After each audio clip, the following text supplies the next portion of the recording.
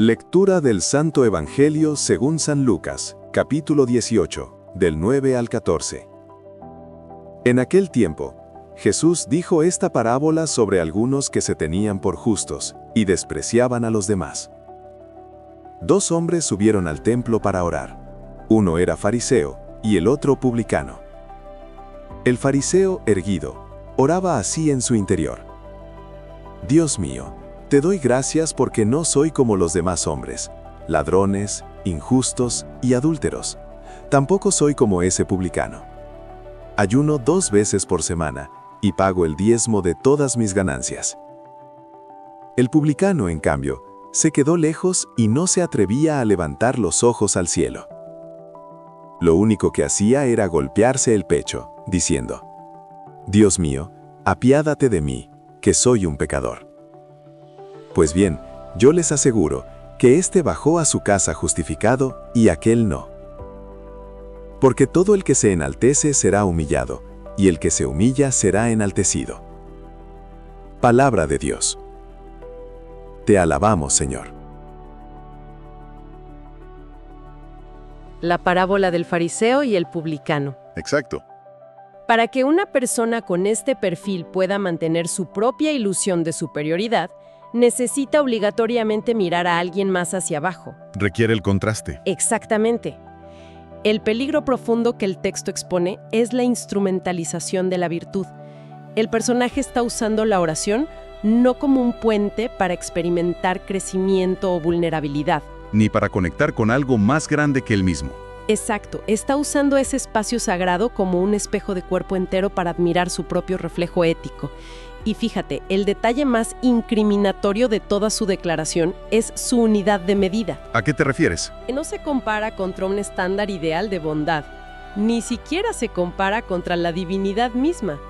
Su estándar de excelencia consiste en compararse, de manera literal y despectiva, con el otro ser humano que respira en la misma habitación.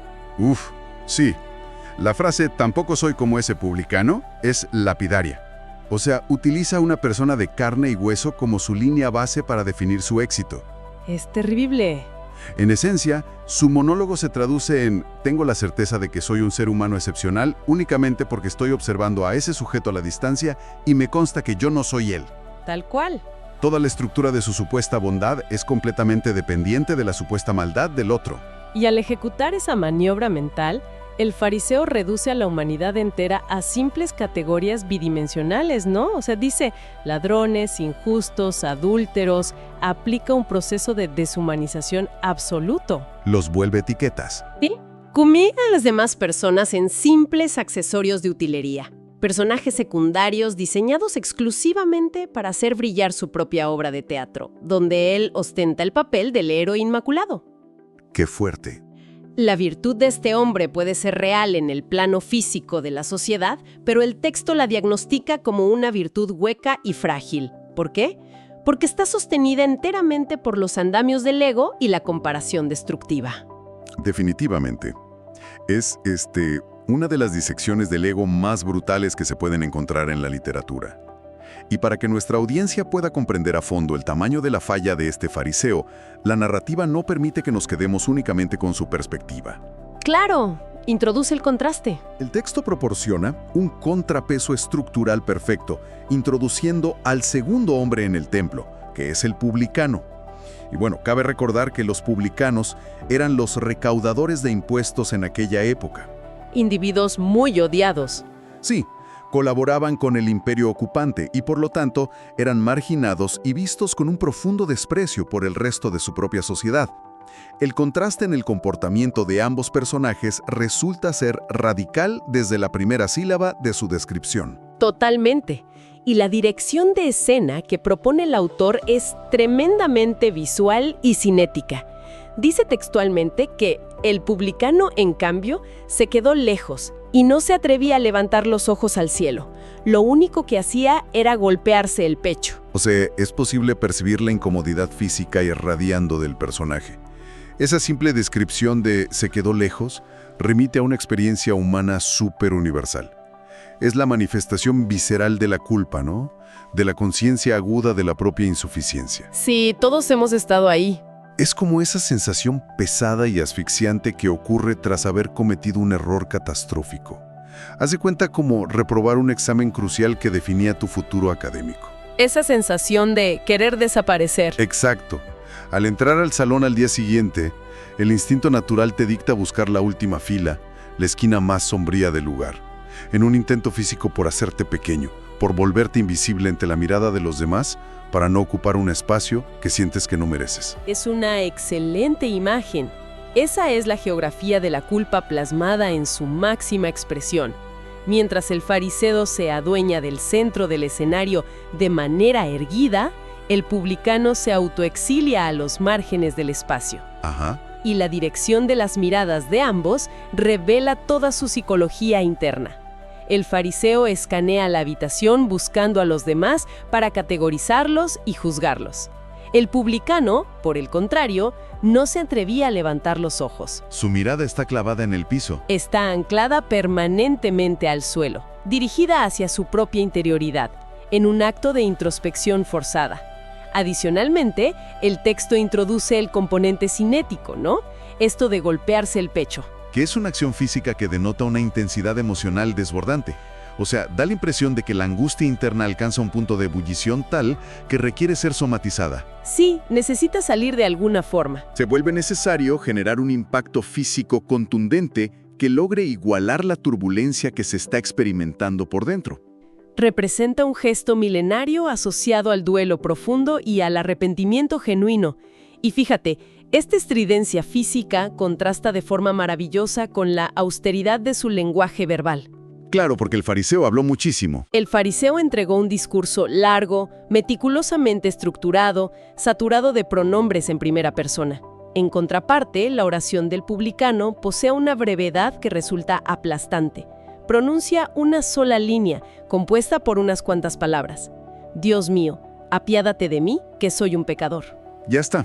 No existe el más mínimo intento de justificación o negociación. Nada. El personaje no elabora excusas del tipo, reconozco que soy un pecador, pero al menos parte del dinero que recaudo termine en buenas obras, o las circunstancias económicas de mi infancia me obligaron. O sea, las excusas son absolutamente inexistentes. Y esto plantea una pregunta importante para el núcleo de nuestra inmersión profunda. ¿Por qué la narrativa eleva esta vulnerabilidad extrema y la presenta como el modelo definitivo de acercamiento a la verdad?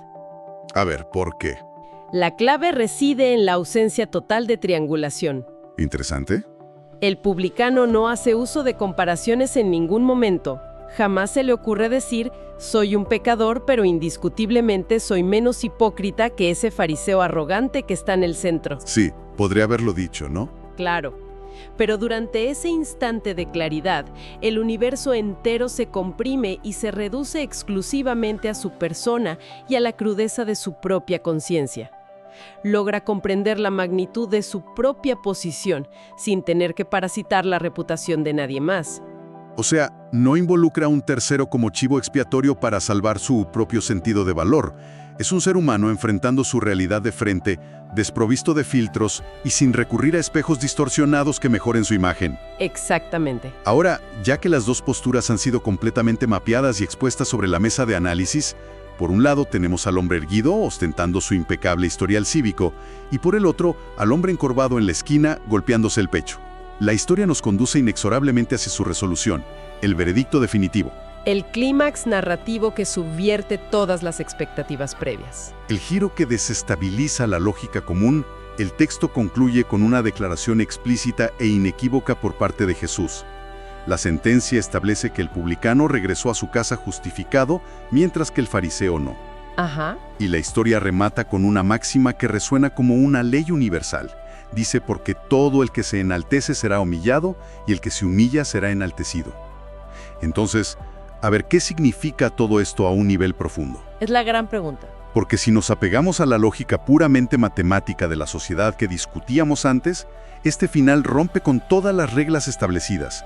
¿Cuál es el mecanismo interno que permite que el individuo que cumple cabalmente con las normativas pierda y el que asume el papel del villano social gane la justificación? Pues, mira, el desenlace tiene sentido únicamente si comprendemos que el texto está formulando una auténtica, digamos, física de la moralidad. Una física de la moralidad.